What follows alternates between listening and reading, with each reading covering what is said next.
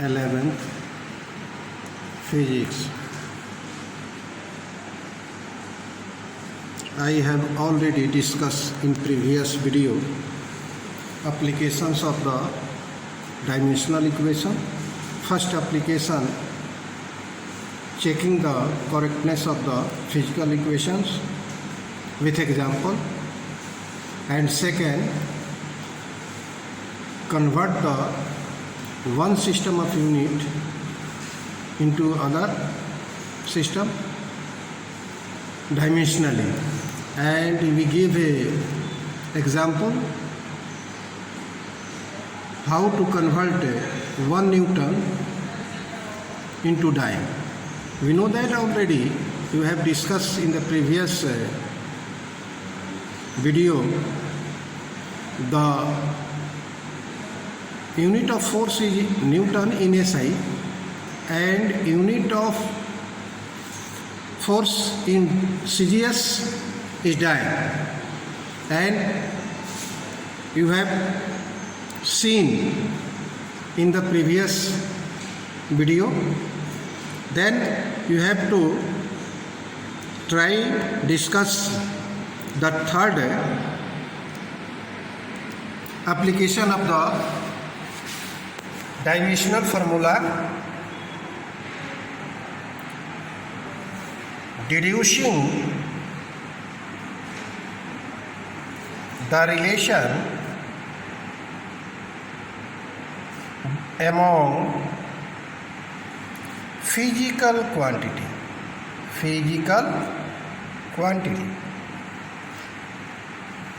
देखो, इस एप्लीकेशन में बहुत से इस प्रॉब्लम सॉल्व होगा. डेट यहाँ पहले देते हैं. डेट क्या है? 9/9/2020.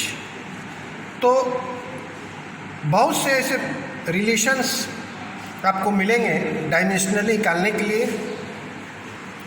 बहुत इंटरेस्टिंग है. आप निकाल सकते हो. बता देते हैं एक तो एग्जाम्पल, उस आधार पर आप निकालोगे. जैसे हम बता रहे हैं एग्जाम्पल के तौर पर कि consider a simple pendulum having a bob attached to the string that oscillates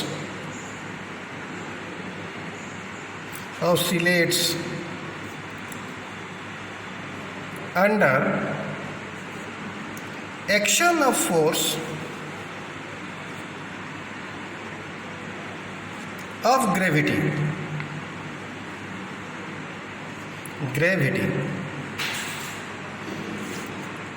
Derive the expression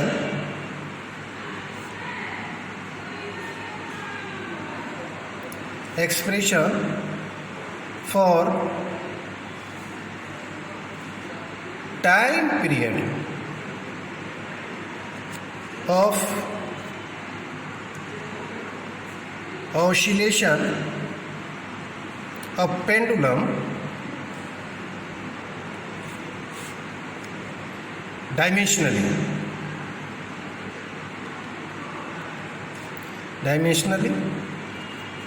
when the time period of a simple pendulum depends upon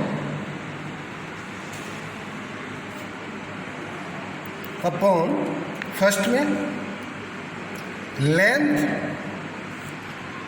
of the pendulum,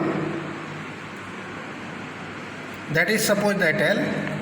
Second में mass,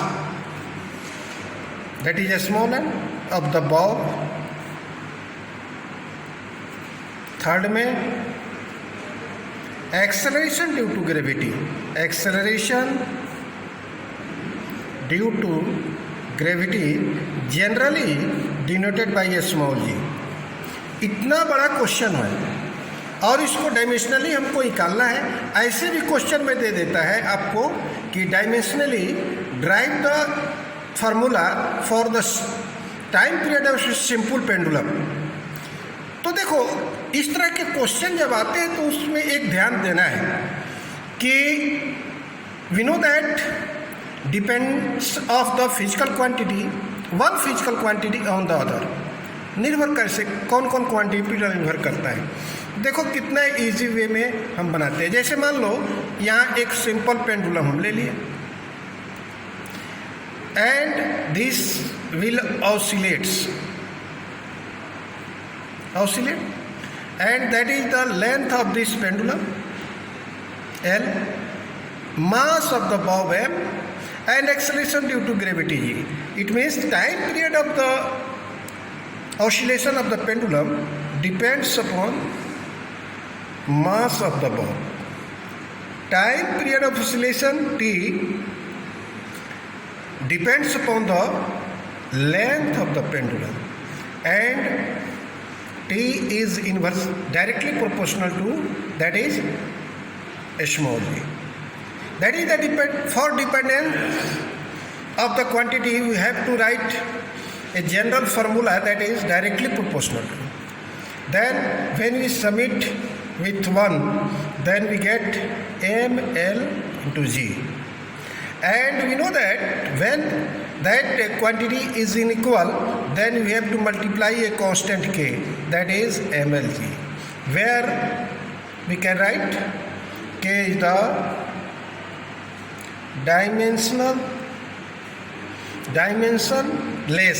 dimensionless constant। ये इसका कोई dimension नहीं होगा। And we have take the dimension of the mass, that is suppose that A dimension of length, that is b, dimension of the acceleration due to gravity, that is c. This is,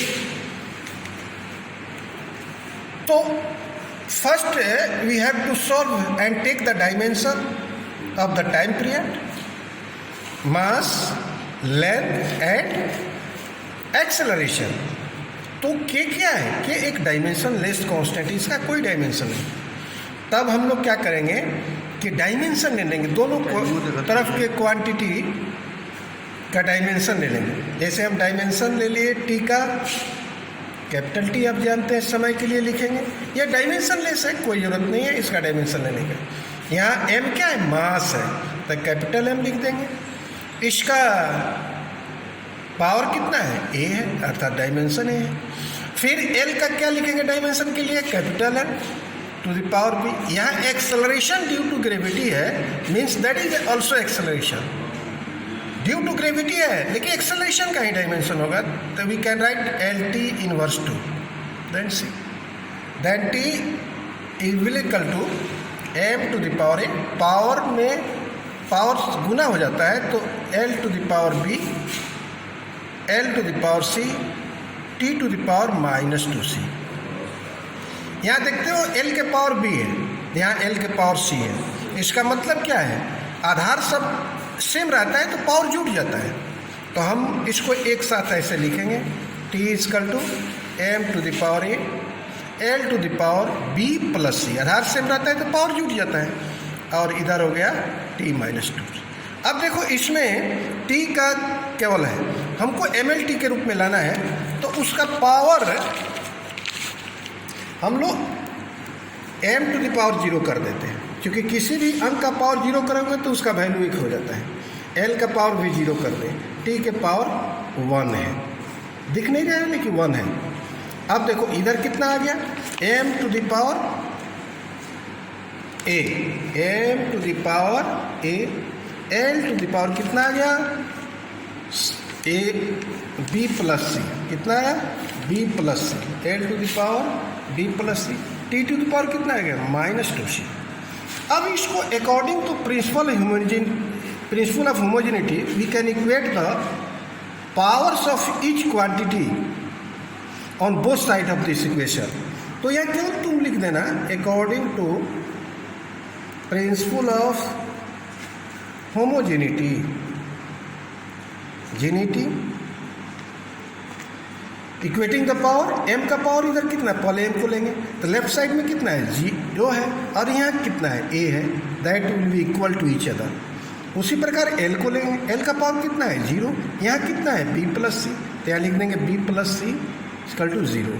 t को लेंगे, t का power कितना है, 1 है, यहाँ कितना है, -2c है, तो 1 बराबर लिखेंगे -2c, तो c बराबर कितना होगा, -1/2।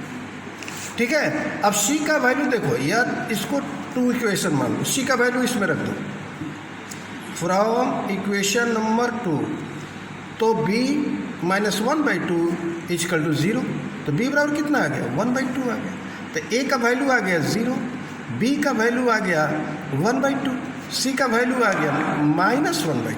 And now put this values a b c in equation number 1। तो यहाँ हम इक्वेशन फ्रॉम लिख देंगे, equation number 1 t equal to हो जाएगा k, m to the power a है, a की जगह पर क्या लिखेंगे, 0, और फिर l है, l का पावर कितना है, b है, तो यहाँ b की जगह पर क्या लिखेंगे, 1/2, और फिर देखो g है, उसका पावर कितना है, c है, c के बदले क्या लिखेंगे, 1/2, तो यहाँ t बराबर हो गया k, m to the power 0 means 1, तो 1 हो गया, l के पावर हाफ। अब इसको नीचे लाते हैं तो g का पावर 1/2 हो जाएगा, और देखो रूट के बदले 1/2 लिखते हैं यार, रूट का वैल्यू 1/2 होता है, तो t बराबर के दोनों पर रूट हो जाएगा l/g। और एक्सपेरिमेंटली इट वाज